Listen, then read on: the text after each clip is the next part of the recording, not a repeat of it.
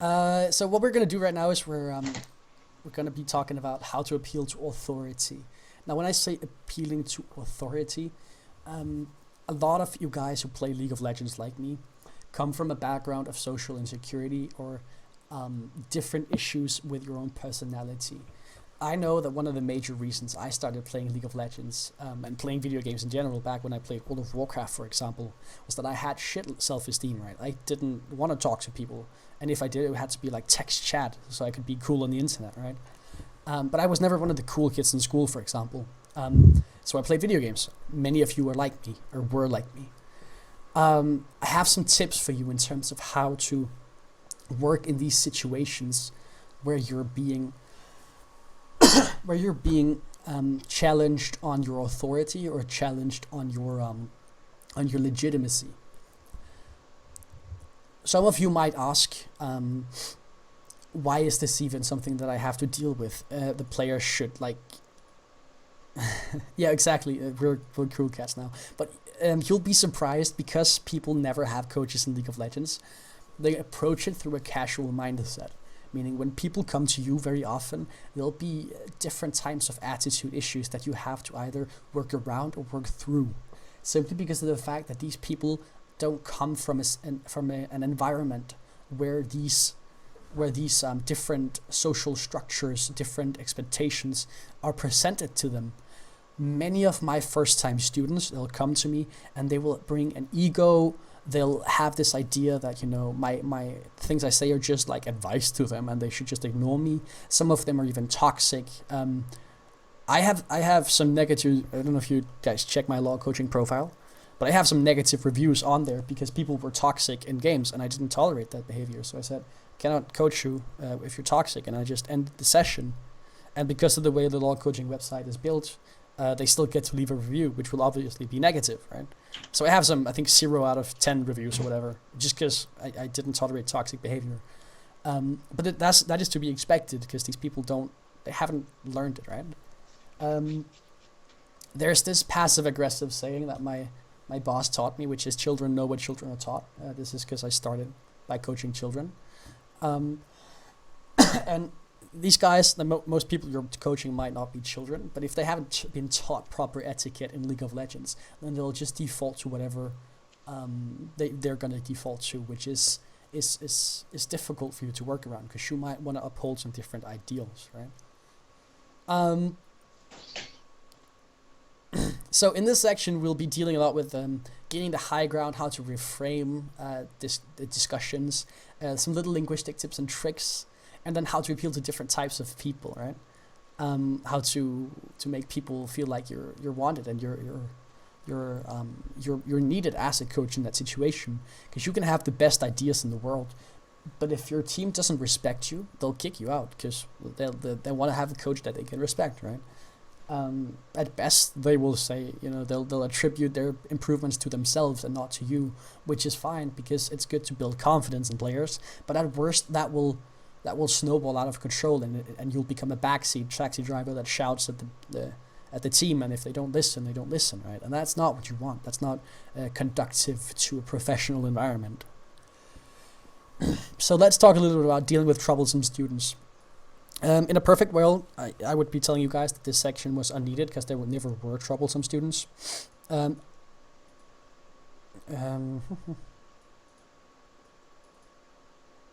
um, Robert, I am aware that this function exists. However, I did this and I was informed sternly from a letter from the admin of the website that he would be removing the absent marker and allow the student to leave a review.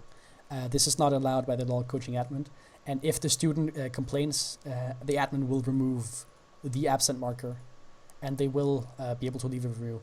And so, yeah, I did it and it didn't work. Yeah, in a perfect world, this would be unconductive, right? This wouldn't be an issue. I find that around 1 in 3 or 1 in 4 students I coach in an individual setting have one of these issues, or at least one of these issues.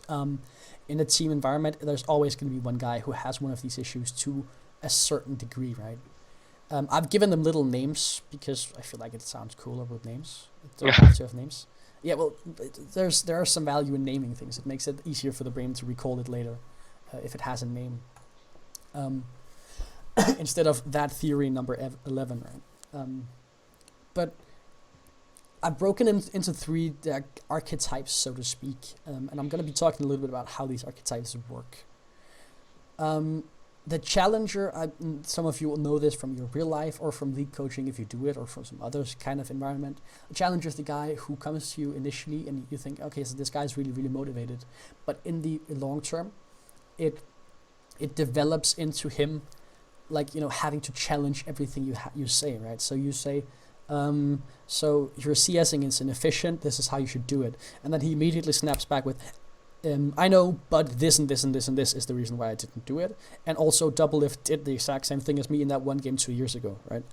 And he believes that he knows everything about everything, and he challenges everything you say. This is extremely frustrating to deal with. And the reason this is so important that you guys understand this. Some of you will flip this. When I began coaching and people did this to me, I flipped. I spazzed out. Right, I got so mad. I don't have patience for that kind of thing, and I did not understand how somebody could approach me in honesty and be looking for advice from me, and then treat me like this and be like passive aggressive almost. And the fact that they always had to have me explain it 7 times to convince them, right? And I was like, well, how does this even exist, right? How can you unify wanting to improve with being passive aggressive to the guy who's willing to teach you, right? What you have to understand, though, is an existential principle, that says that the value of human beings is equal to what we have plus what we can do, okay? The more you can do, the more value you have in a social setting. This is rough to say, but it's true. We as human beings, we judge not only other people but ourselves on a combination of what we are and what we can be, right? It's very simple. This leads to what I call the triangle principle, which I'll draw up really quickly in paint for you guys. This is so interesting, right? So on the x-axis down here, you'll find amount of things, and on the y-axis here you'll find things, right? The amount of things you can do. This is like the shittiest paint drawing ever, but deal with it. If you have a person down here, right, who has, like, this is the amount of things you can do, right? 10 different things that this person considers himself good at, right? If you have to maintain an active level in 10 different skill sets, say he does League of Legends, basketball, soccer, plays music, and can cook, and can clean, and can do schoolwork, etc., right?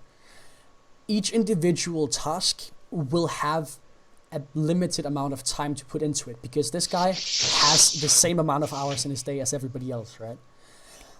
So this guy is unlikely to ever get immensely good at one of these tasks. Like, he's never going to reach the top until he cuts out some of these things that he can do. Do you guys see that? Like, if you want to say focus on soccer and get good at soccer, he's going to have to take away time from his cooking skills and his school skills, simply because he needs to put more time into practicing soccer, right?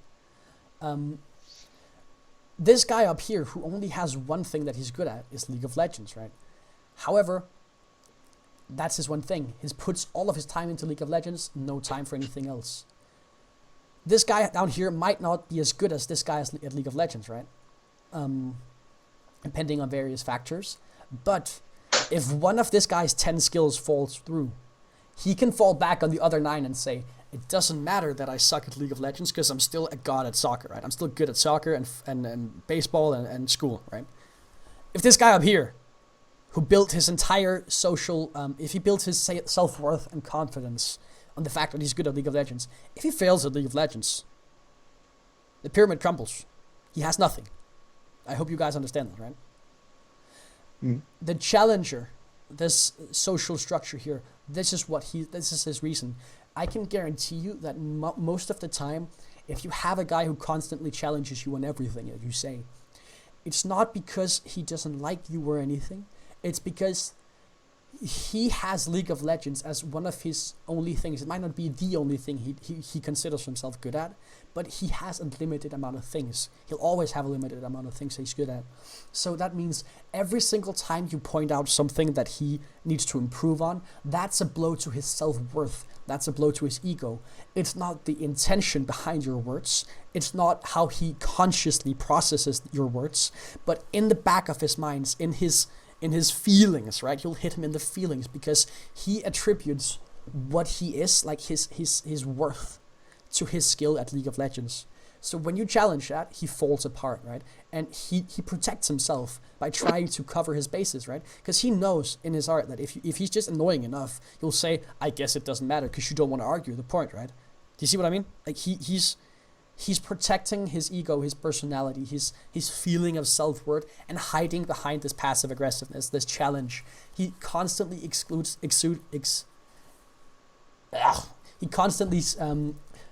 represents this challenging personality as a shield rather than his actual person, right? This is really, really difficult to deal with, but the way you can circumnavigate this or break through it is use time, right? Every single time that this guy brings this up and challenges what you say, you have to point it out to him and say, look, I know what you're doing. I see what you're doing. I want you to believe and I want you to acknowledge that I'm here to help you and I'm here to make you better. I'm here for your sake, not for my sake. I'm not here to stroke my own little dick and make myself better. I'm here to help you. And the only way I can do that is if you let me help you, okay?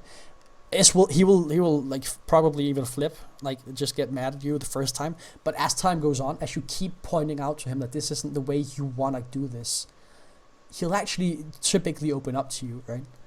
Simply because of the fact that once he sees that you are not there to be a threat to his personality, and once you see that it doesn't matter to you whether he wins or loses a game, or whether he performs better or worse, then he'll begin opening up because he'll adjust to the way you do things, right? Not getting roped into his, I want to call it circus. Not getting roped into his circus is also a great way of excluding confidence. And people who have that fragile of an ego or of a self-esteem, they are drawn towards people with confidence. Meaning, if he lets you get riled up, like if he makes you riled up, and you play along with this and get riled up for him, then he'll see that you have no confidence, and he will continue doing it. But if you sit down and keep yourself calm and collected, he'll back off because his ego is too frail to challenge a man with actual confidence, right? It's just how it is, right? You can, like, this is something that you can find other places in the world other than League of Legends. Yeah. So the second archetype I have is the denial, or the guy who never likes anything that's ever done in history ever. You know, the guy who, like, so you watch the replay with him and you say, okay, so this fight you did here that you won, that was really good. And he says, oh, it doesn't matter, that was just pure luck. The enemies were bad anyways. And I also crit twice on Caitlyn, so it's like not totally my fault at all. I did nothing. I was just lucky, right?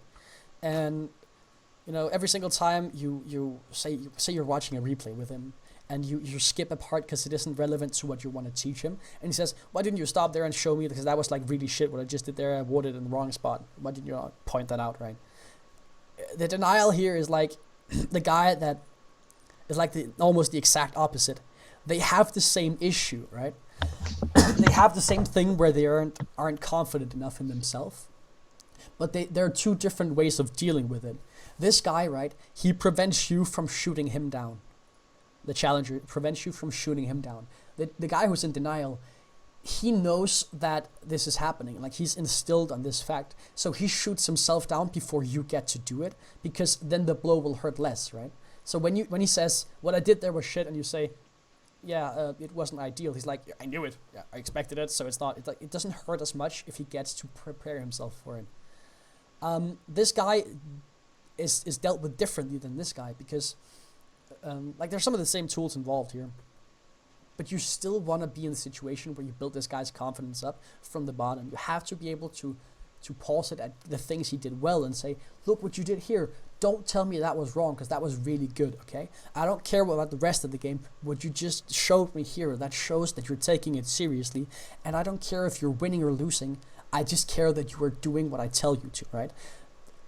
Try to take the focus away from winning and losing and put more emphasis on excuse me, and putting more emphasis on improving, right? So the focus isn't, well, did he win the game or did he lose the game? The focus is, before the game we talked about, did like him improving CS, and after the game he actually did improve CS, and then praise him for that, right? Because this guy, he doesn't actually like being bad, even if he isn't bad, right? He just shoots himself down to prevent himself from getting hurt.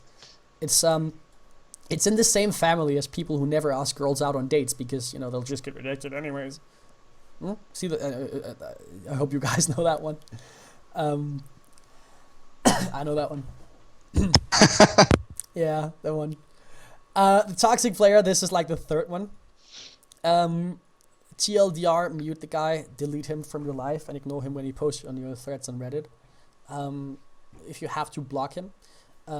Try to give him some playing room. Some people aren't toxic because they're actually bad people. They're just toxic because, well, they don't take it as seriously as you do. I have the saying in mind: you can lead a horse to water, but you can't make it drink, in the same sense here. You can show a toxic player how to behave, but at the end of the day, yeah, that one is. But at the end of the day, a toxic, like, it depends on the method of toxicity. But if he's just trolling and being BMy, I wouldn't waste your time and breath on him. If you're a good coach or even a decent coach, there are millions of people who want to have your services, right? There are millions of people who want to get coaching from you. And don't waste your times on the assholes, honestly. This is like, you can obviously, some people are like, you know, they just need to open up and just need some time before they stop being toxic. And often you'll find people, you know, who has success stories of that one person that was really toxic, and then they had a heart to heart and he turned around. And yeah. But yeah, I like, honestly, I really want to go in depth with how to make people not toxic and stop trolling and stop being DMing in games, etc. But just ignore them. Just like cut it out. Like, just, it's not worth your time, and it's not worth my time. If you like, obviously give him a few chances. Like the first time he trolls, he says, "Hey, when you're with me, I dedicate my time to this. Even if you're getting paid for it, you can say, this is time out of my life I'm using on you, and right now I'm feeling like you're not respecting me by acting like this. This is not how I want to be represented by one of the people I'm coaching," right? If he doesn't get that, then he's not worth your time. Simple as it. If there's enough interest in this topic, I can go into how to actually turn around, quote unquote, a toxic student in one of the other seminars. But it's a huge topic. It's in the same way of, like, you know, breaking traditional stigma in social relationships. It's in the same way, like, the methods are the same for breaking out of the mold if you come from a low-income housing, for example. So it's really difficult. There's a reason the societies all across the world are struggling with this.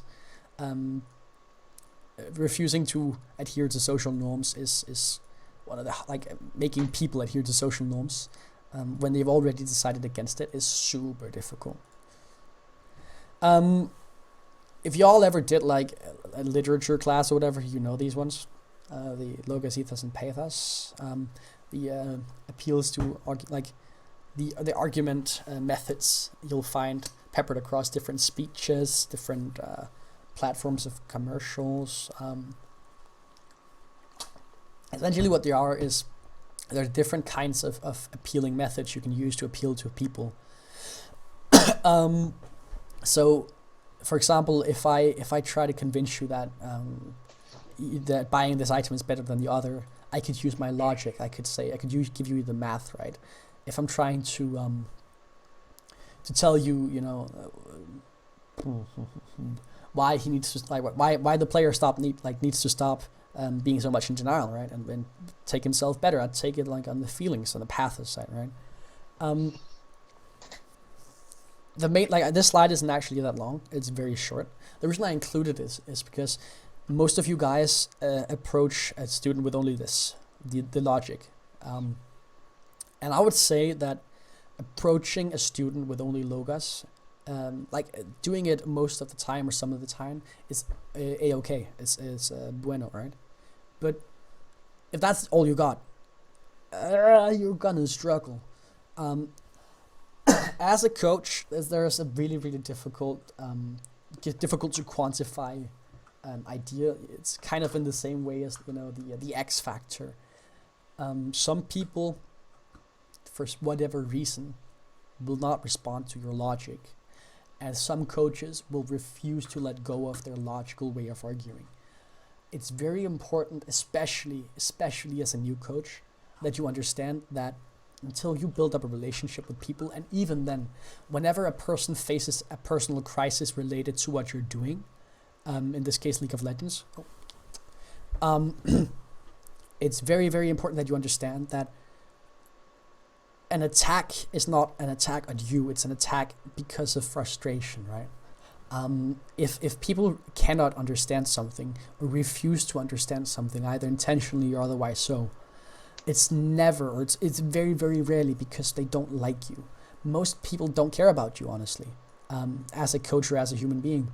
They're too busy caring about themselves, especially if it's one of those deals where you have a one-time student and this is the first session. That guy has no reason not to like you. He maybe have some predisposition because he read your reviews or whatever, but if he doesn't take your teachings to heart, try and you aren't like getting through with logic, try appealing to the ethics or the feelings, right? In a team environment, ethics is super important, and it's super important that you allow yourself to dictate what kind of ethics is the group seeking to have, right? What kind of environment is it that we want to have in this group? Because if you let the team run it, you'll never have as conductive an environment as you want to have. If you let the team run it, especially because League of Legends consists mostly of teenagers aged like 16 to 23-ish, most of the players there will be in an environment where they aren't able to fully recognize the importance and the value of a serious environment, and they'll always tend to stay towards the trolley side. I have coached more challenger people than you would believe who act like they're 12-year-olds when they're in a team setting, simply because, well, they're still teenagers, right? And they haven't had a coach before, so they haven't ever been taught. Nobody's ever told them that this is how we act in a team setting, right? So make sure that you are the one who dictates what we do and we don't do in a group setting. Reframing. Has anybody hear this word before? Like, I assuming you've heard it. Do you know what it actually entails? Answer me, goddammit. Like the only thing I could imagine was like maybe taking a different take on something. Exactly.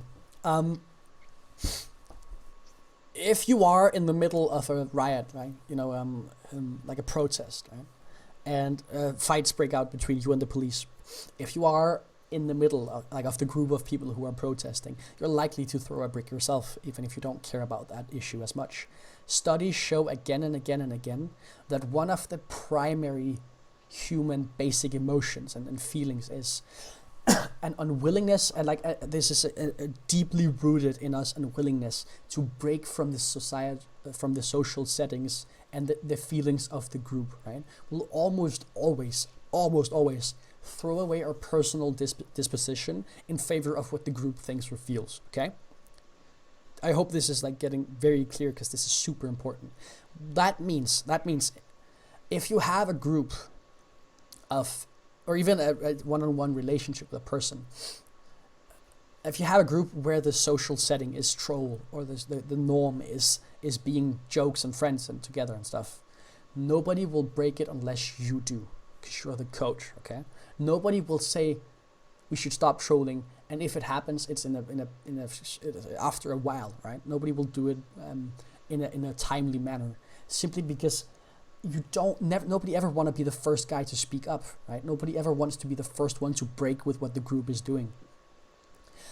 What that also means is if you can reframe that situation, if you can Like if somebody breaks out of this group mold, what will happen is the rest of the group, if it makes sense what the guy is saying, will see that guy as a person of higher value. And I put that in quotation marks because value is like, it's based on what everybody feels in it. Yada yada yada. Everybody's worth the same. But if I can take a group of 5 people or 6 people with me as the coach who have this way of doing things, and I can turn the group, I can reframe what people are saying and doing, they will now unconsciously or otherwise so put me in a leadership position because I'm the one who has enough balls to step outside of my comfort zone, right? I'm the one who has the willingness to ignore what I feel in the back of my head is right and say what I think and say what I feel, right? People respect you for that. People respect the fact that you have the willingness to step out of your comfort zone. So, for example, a way to reframe something. Say you're coaching 5 people in a ranked team. They're mid-plat or something, and they're in a promotion to diamond. Or not mid-plat, then they're plat 1. And then they're promotion to diamond. And they go 2 games won, 2 games lost, and then they lose the last game. Everybody mad as shit, right? They're disappointed, they're sad, they're upset. If you let these feelings stew, and if you just sit there and you're like, guys, I'm so disappointed in you, humph, right? What you'll find is these people rile each other up. If one guy loses his promotion, he'll be less upset than if he's with 5 people, because now he didn't just let himself down, he let the group down as well, right? If you can reframe that situation and immediately take the group who has this negative mindset and say, guys, I do not want this. I do not enjoy this atmosphere in my team.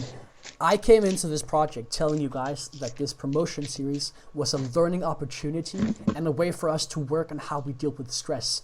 And right now, you're all giving me attitudes that are not conducive to how we improve on dealing with stress. Then you're the guy who takes the sadness and reframes it, right? And you can say stuff like, I know you're all frustrated, but I want you to take that frustration and hide it in the back of your head and bring it up whenever you feel like quitting, right? And say, this is how I feel when it doesn't go how I want it to go. I should work harder. Do you guys see the value in reframing, right? Mm-hmm. Not only do you gain the higher ground here, not only are you the alpha male, which is like a hugely egoistic way of phrasing it, and I hate that word so much, but not only are you the big boss, right? You're also now the guy who runs it, and you get to say stuff like, you know, you're not stressed, you're excited, and cool stuff. This is like my favorite one. Like, oh, that's coach, I'm so stressed. No, you're not. You're excited. Go out there and have fun, kid. It's amazing. You can also reframe it the other way. If your guys are like, they lose something really important, like a tournament or whatever, and like super sad, you say, you know what, guys, you might be fine with this, but you okay? Spilled water? Yeah. No, I dropped my phone. Oh shit, is it broken? Nah, got a nice case. No Sorry. problem. Okay. But yeah, you can like, you should be really careful, by the way, with this, with reframing into the negative. But you can reframe into the negative. You can say, guys, I know we're all like dicking around after this loss we just had, but I want you guys to consider whether or not this is how seriously we should be taking this issue. Because I invested a lot of time in you guys, and you're just joking around after a loss, and I feel like you're disrespecting me and the organization and yourself, right? You're doing yourself a disservice. If you're not 100% comfortable with reframing into the negative, do not do it. Do not do it, because that is a surefire way to sound like a bitch. Also, a mistake I learned very recently: to not reframe into the negative when you are in a situation where you're still in tryouts, right? When you're still being tried out by the organization. Do not tell the players those shit, because they don't want to be with you anymore. It gives you respect, and those guys respect me now, but god damn it if they want to work with me again. So yeah. Reframing, strong, powerful tool, but use it when it makes sense. Don't just play with people's emotions, because then they'll feel like you're flimsy. Last leg of the project here, before the Q&A. Last slide, actually. Like little tips and tricks. If you have students who follow into any of these roles, or a team. No, I would never say this. That's awful, man. Oh boy. That's awful. I couldn't resist. That's so awful. Okay, it's the last leg of Legends. I feel like I've won. Oh boy. Oh, I am a sucker for shit humor, mate. I'm sorry. Puns are the best. Puns are awful. Awesome. Okay. So, the last League of Legends. Guys, I don't feel this is a conductive environment. Works like a charm. These are like little tips and tricks we can use whenever we're like,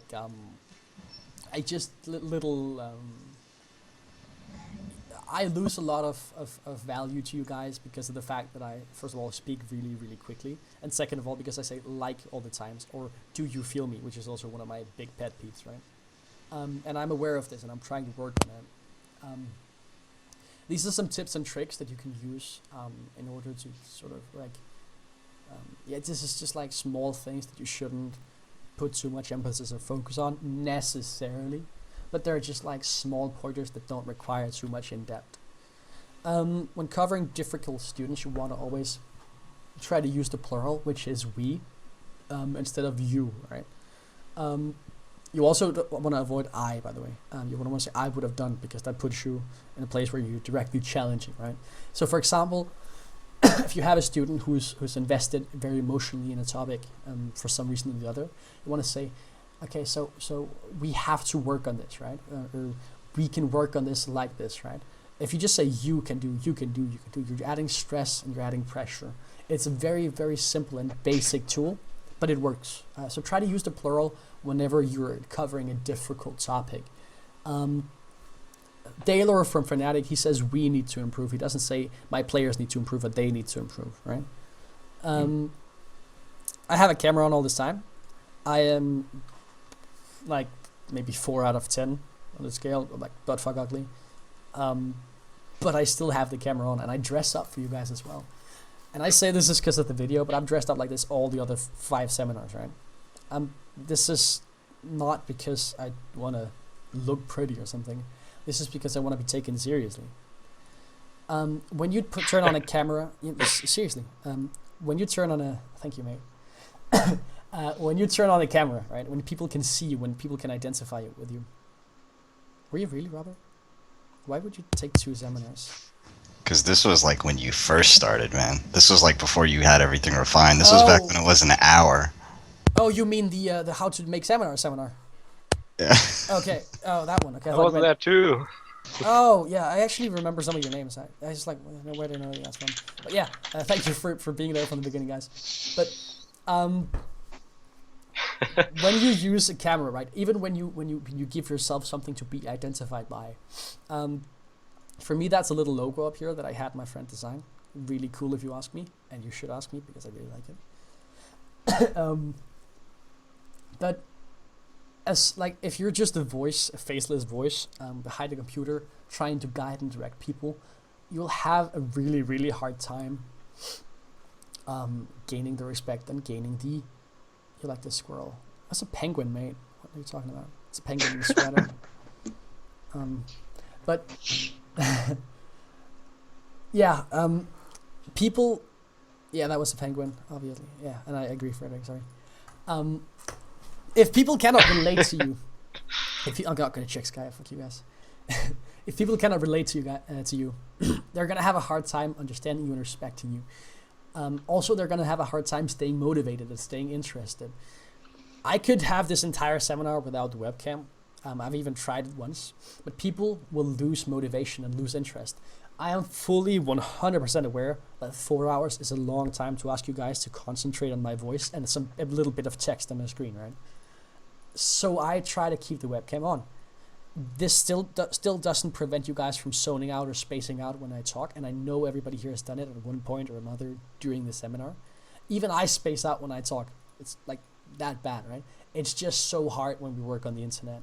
So give your students something to relate to, because if they care about you or feel like they know you, they'll listen, right? They'll pay more attention. This one's also controversial. Never apologize. But you should concentrate, never apologize if you don't know how to apologize. And even if you know how to apologize, you still probably shouldn't apologize. Saying I'm sorry kills your authority. Saying I'm sorry takes all responsibility off of the student and onto you. Every single time you feel the need to apologize, don't. I work in diving. I hope you guys know what that is. It's with the diving boards at indoor pools, and you do somersaults and shit. And just the other day, I learned a really huge lesson that's close to this. Right, we had one of the athletes who landed back on the board and hurt herself really badly, and she fell into the water like from the 3 meter. And I was a judge at a competition when it happened, and I jumped up and I ran over and I helped her out of the water. And my boss, who's coached for maybe like 20 years or something, she took me aside afterwards and said, you're sending a really bad message when you panic like that and run up to her. Because she wasn't hurt, and I actually knew that. It was just like instinct that I jumped, right? And I was sending a message to everybody that the situation was more serious than it is. I was riling everybody up by doing this, right? And it's the same if you apologize. If I say, guys, I picked you guys the wrong champions in Champ Select, and for that I'm sorry.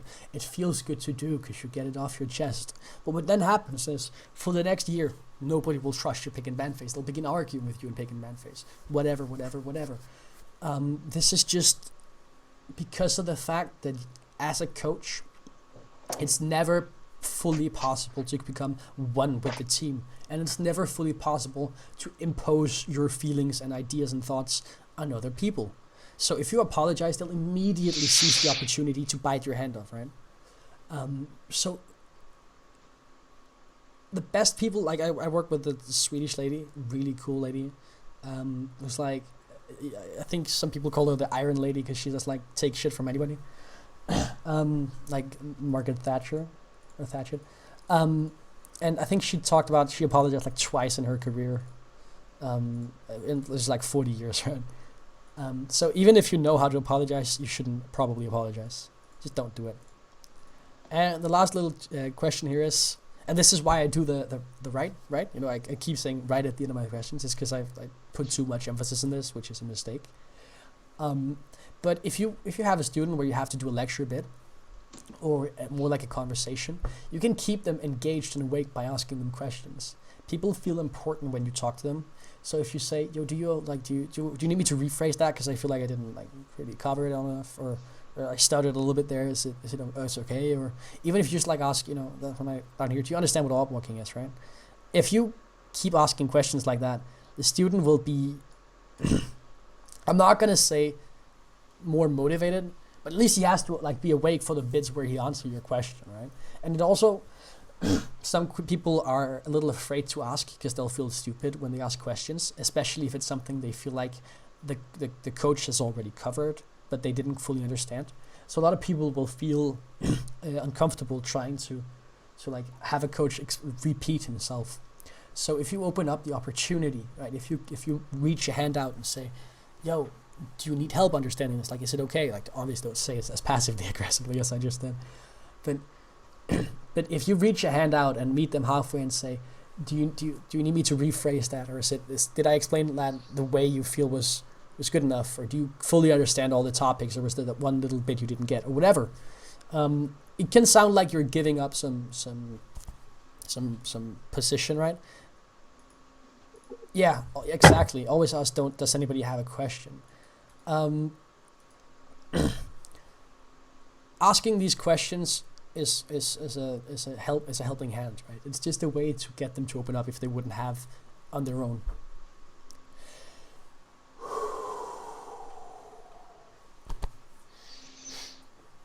Perfect. Exams.